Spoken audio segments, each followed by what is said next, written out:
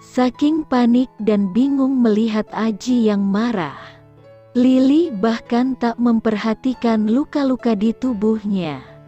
Baru setelah melihat arah tatapan Aji, ia menyapu tubuhnya yang terasa sakit. Lili meringis melihat telapak tangannya yang lecet tergores lantai kayu hingga berdarah. Sedikit sih, tapi lumayan juga rasanya. Belum ditambah rasa sakit berdenyut di sendi lutut serta mata kakinya. Rasain lo kena tulah tuh. Li, tagar sisi jahat Lili mengejek. Ambil hikmah aja, lo gak jadi bayar tagihan gila itu. Kan, tagar sisi baik mengingatkan. Sebenarnya waktu Aji mendatanginya dengan tatapan dingin dan kata-kata yang keji menyuruhnya berdiri tadi, Lili tahu ia memang pantas diperlakukan seperti itu. Ia yang berjanji akan membayar tagihan, tapi malah mau pergi meninggalkan begitu saja. Wajar kalau Aji marah padanya. Tapi seharusnya Aji juga mengerti, kalau ia seorang gadis. Harusnya bos galak itu mengerti betapa malunya tadi dirinya terjatuh seperti itu. Apalagi di depan banyak orang. Karena itulah, Lili sengaja melebih-lebihkan kesakitannya. Karena itulah, Lili sengaja melebih-lebihkan kesakitannya. Kakinya memang sakit setelah duduk agak lama tadi. Sebenarnya Lili bisa saja menggunakan kaki kanan sebagai tumpuan dan berjalan sendiri. Hanya melihat kening Aji berkerut dengan tampang yang jelas-jelas kelihatan marah, akal Lili spontan menyuruhnya bersandiwara. Siapa yang sangka sandiwaranya justru sangat meyakinkan. Lili harus memuji dirinya dalam soal berakting. Aji bahkan rela menggendongnya hingga ke mobil. Namun, setelah melihat tangan Aji sampai memukuli kemudi seperti itu, Lili mulai merasa bersalah. Jangan-jangan ia terlalu berlebihan sampai Aji begitu marah. Jangan-jangan nanti di rumah sakit, Aji akan menyuruh para dokter membiusnya dan mematahkan kakinya sekalian. Jangan-jangan, Lili terlonjak ketika pintu penumpang dibuka tiba-tiba. Loh, sudah tiba?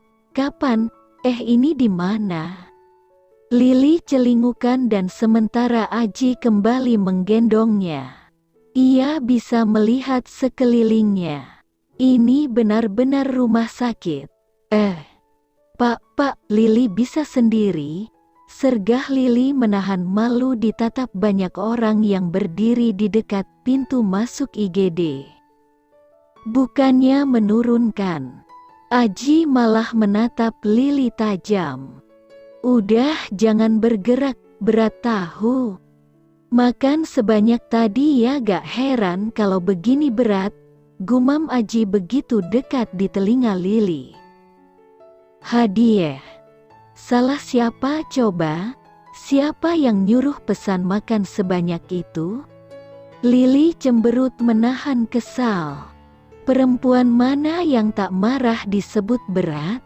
Ini bos macam begini, yang mulutnya gak pakai filter memang pantas dikerjai.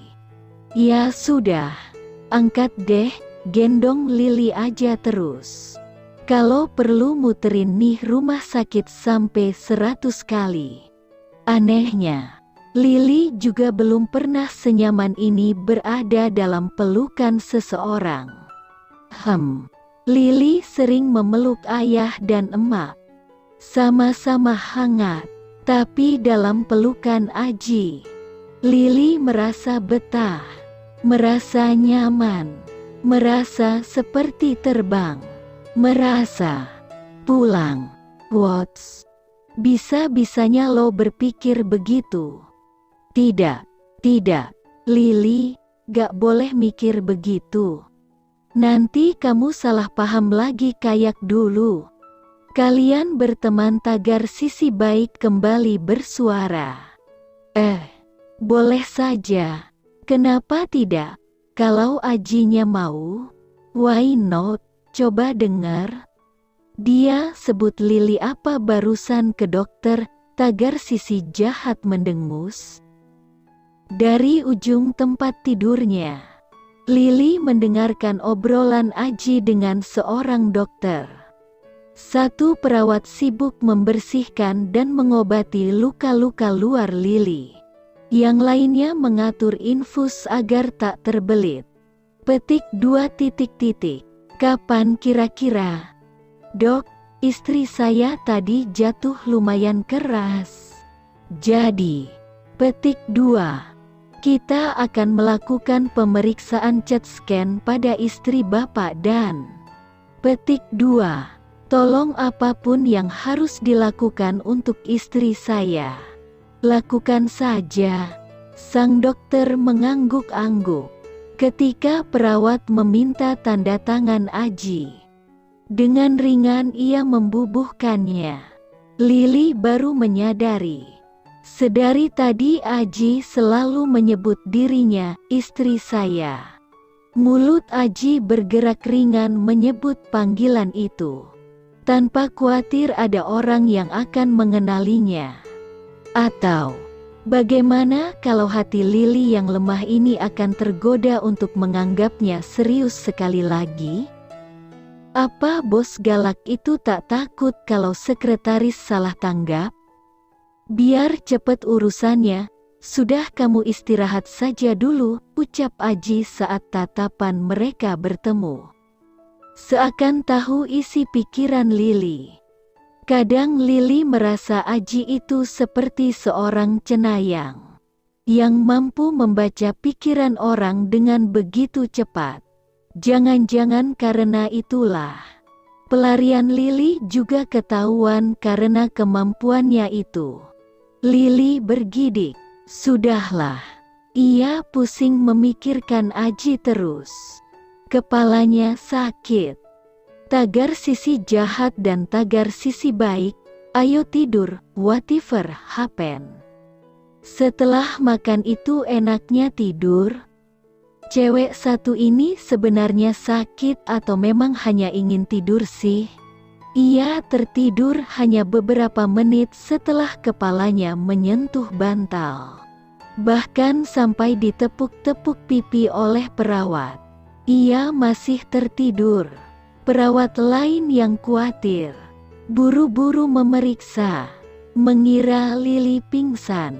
Namun saat akan melakukannya, tiba-tiba Lili langsung duduk dengan mata tertutup. Rambut berantakan menutupi sebagian wajahnya dan mulutnya terbuka lebar. Dua perawat itu mundur seketika, kaget. Tapi setelah itu mereka sibuk menahan tawa saat melihatnya. Aji ingin marah, tapi ia juga tak bisa tidak tertawa. Lili memang lucu, selalu lucu, dalam keadaan apapun. Sesuatu yang membuatnya selalu ingin menggoda gadis itu. Seperti biasa, Aji mengambil foto gadis itu. Biar saja. Yang penting sekarang ia punya kartu ajaib agar gadis lucu ini menuruti keinginannya nanti.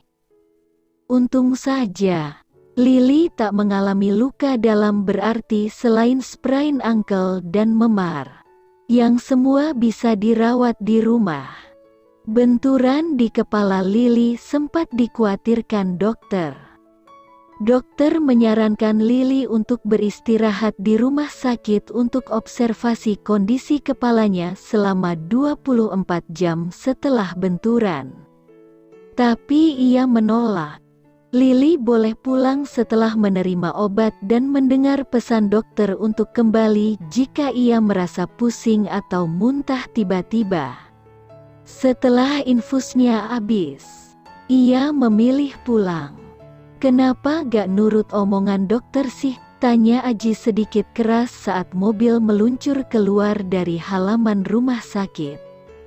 Setelah tadi tidur sekitar 1 jam lebih, sakit di kepala Lili hilang begitu saja.